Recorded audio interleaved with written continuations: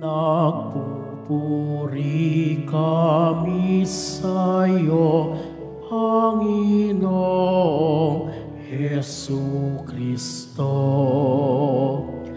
Nagpupuri kami sa'yo, Panginoong Jesucristo.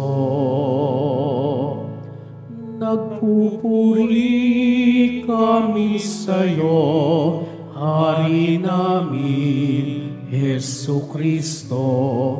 Masunurin kang kordero sa katubusan ng tao. Hain sa krus ang buhay mo. Nagpupuri kami sa'yo, Panginoong Jesucristo. Sumainyo ang Panginoon. At sumaiyo rin. Ang mabuting balita ng Panginoon ayon kay San Juan. Papuri sa iyo, Panginoon. Noong panahong iyon, habang nakahilig kasama ng kanyang mga alagad, nagugulumihan ng sinabi ni Jesus, "Tandaan ninyo, ako'y ipagkakanulo ng isa sa inyo."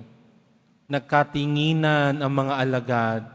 Hindi nila alam kung sino ang kanyang tinutukoy. Ang alagad na minamahal ni Jesus ay nakahilig na kalapit niya. Kinalabit siya ni Simon Pedro at sinabi, "Itanong mo kung sino ang tinutukoy niya." Kaya humilig siya sa dibdib ni Jesus at itinanong, "Panginoon, sino po ba ang tinutukoy ninyo?" Sumagot si Jesus, "Ang ipagsawsaw ko ng tinapay, siya na nga." At nang maisawsaw ang tinapay, ibinigay niya ito kay Judas na anak ni Simon Iscariote. Nang matanggap na ni Judas ang tinapay, si Satanas ay pumasok sa kanya. Sinabi ni Jesus, "Gawin mo na ang gagawin mo." Ngunit isa man sa mga kasalo niya ay walang nakaalam kung bakit niya sinabi ito. Sapagkat si Judas ang nag-iingat ng kanilang salapi. Inakala nilang pinabibili siya ni Jesus ng kakailanganin sa pista o kaya'y pinaglilimos sa mga dukha. Nang makain na ni Judas ang tinapay, siya'y umalis. Gabi na noon. Pagkaalis ni Judas ay sinabi ni Jesus, "Ngayoy mahahayag na ang karangalan ng anak ng tao at mahahayag din ang karangalan ng anak ng Diyos sa pamamagitan niya. Kung mahayag ang karangalan ng Diyos, ang Diyos naman ang maghahayag ng karangalan ng anak at gagawin niya ito. Mga anak, kaunting panahon na lamang ninyo akong makakasama. Hahanapin ninyo ako, ngunit sinasabi ko sa inyo ngayon, ang sinabi ko sa mga Hudyo, hindi kayo makakapunta sa paroroonan ko."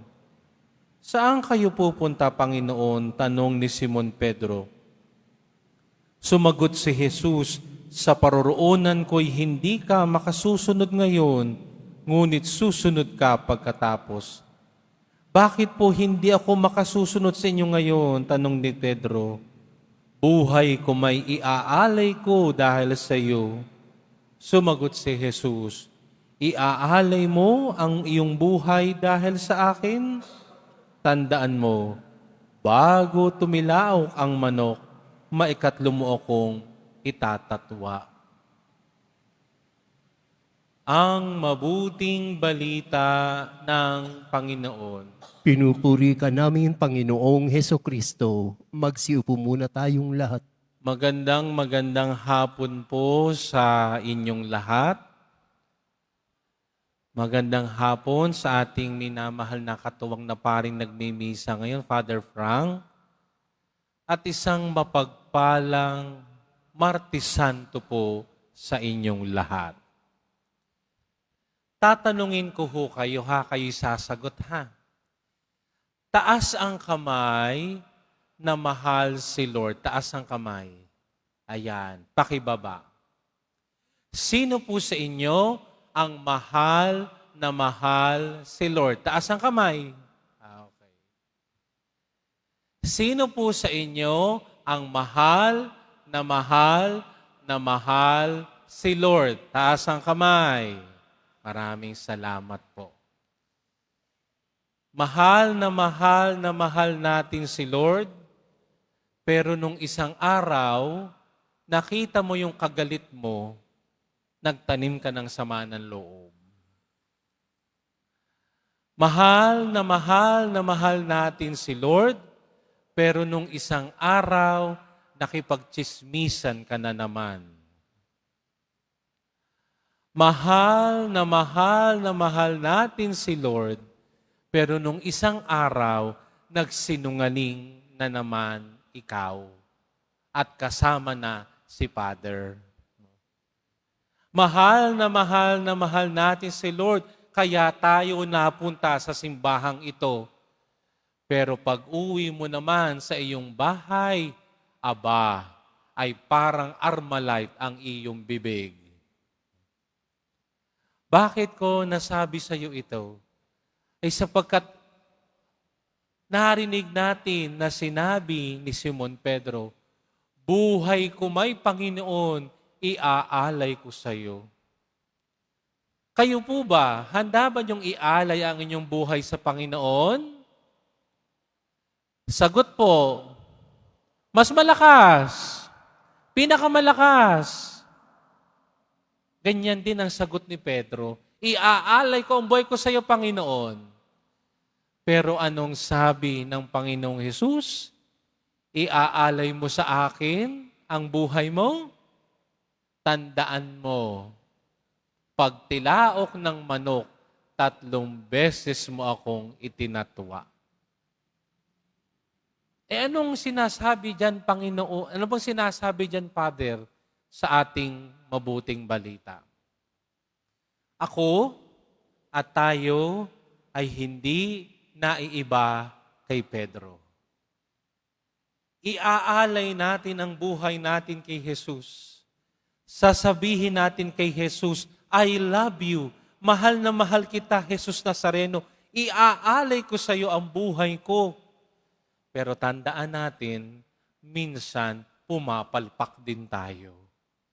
Minsan nagkakamali tayo at tayo ay nagkakasala. Na yung pagsasabi natin ng mahal kita, Panginoon, ibibigay ko sa iyo ang buhay ko, Panginoon, ay sabi ng ating mga bibig. Ngunit pagdating sa ating kilos at galaw, iba na ang nangyayari. So pagka tayo ay tao tayo. No? Tayo ay mahina, marupok. Subalit, kahit ganyan tayong taong mahina, marupok, nagkakasala, mahal na mahal pa rin tayo ni Jesus. Alam ni Jesus kung ano ang mangyayari sa Kanya. Kilala ni Jesus si Simon Pedro. Alam ni Jesus kung ano ang kalakasan ni Simon Pedro at alam din ng Panginoong Jesus ang kahinaan ni Pedro. Subalit kahit alam ng Panginoon ang kahinaan ni Pedro, mahal ni Jesus si Pedro. At yun ang tatandaan natin. No? Yan ang tatandaan natin. Lalo ngayon tayo nasa mga mahal na araw. Na kahit ano't ano man ang mangyari, mahal na mahal tayo ni Jesus. Tayo man ang pinakamakasalanan, pinakamahina, pinakamarupok na tao, mahal na mahal pa rin tayo ni Jesus. Ay anong hamon sa atin ngayong Martes Santo? Ang hamon ay ganito. Una, wala tayong maitatago kay Jesus. Basa ng Diyos ang isip at puso ko. Napakaganda ng sinabi ng unang pagbasa mula sa aklat ni Propeta Isaías. Mula pa noong una, tinawag na ako ng Diyos. Ibig sabihin, lahat tayo tinawag ng Diyos. At binigyan niya tayo ng tigitigisang misyon. Si Jesus ay pinili din, tinawag ng Diyos Ama. At anong sabi ng unang pagbasa? Ang aking mga dila ay kasing talas ng tabak. Ibig sabihin, ang pananalita ng Panginoong Jesus ay pananalita ng katotohanan. Wala tayong maitatago sa Diyos. Pero kahit wala tayong maitatago sa Diyos, pangalaway hinahamon tayo ng ating buhay pananampalataya pag sumikapan nating mahalin si Jesus sa abot ng ating makakaya. Sapagkat tayo mahina, tayo marupok. Pero ang mahalaga kay Jesus ay hindi yung karupukan ni kahinaan natin. Kundi ang mahalaga kay Jesus ay ang ating pagsusumikap na mahalin at ibigan siya ng buong buo. At pangatlo, tayo ay hinahamon din sa ating mabuting balita na katulad ng pinakamamahal na alagad, sino yun? Si Juan. Humilig sa dibdib ni Jesus. Sapagkat siya'y kinalabit ni Simon Pedro, di ba? Itanong mo nga sa guro kung sinong binabanggit niya. At anong ginawa? Anong ginawa ni Juan? Humilig sa dibdib ni Jesus. Nasa mga mahal na araw pa tayo, no? Papalapit na tayo ng papalapit sa dakilang kapistahan ng pagkabuhay ng Panginoon. At isang magandang gawin natin ngayong panahong ito, humilig tayo. No? Ilagay natin ang ating mga ulo sa dibdib ni Jesus. Paano natin magagawa yun? Sa pamamagitan ng taimtim na pananalangin. Sa pamamagitan ng taimtim na pagbabasa ng salita ng Diyos. Sa pamamagitan ng taimtim na pakikiisa sa banal na misa at mga gawain ngayong panahon ng mga mahal na araw. Yan ang hamon sa atin ngayong araw na ito. At dalangin ko po sa aking sarili at dalangin ko po sa inyong lahat na narito na nawa ang ating ginagawang pagdarasal, pagtitika, pag-aayuno, pangingiling, sa sakripisyo ay magbunga ng maganda. At nawa itong mga mahal na araw, lalo kong sariwain na kahit ako ay makasalanan, ako ay mahina, mahal na mahal na mahal ako ni Jesus. Nasa pamamagitan ng pagmamahal ni Jesus, unti-unti kong mabago ang aking mahinang sarili. Na sa pamamagitan ng pagmamahal ni Jesus, ako ay gawin niyang malakas.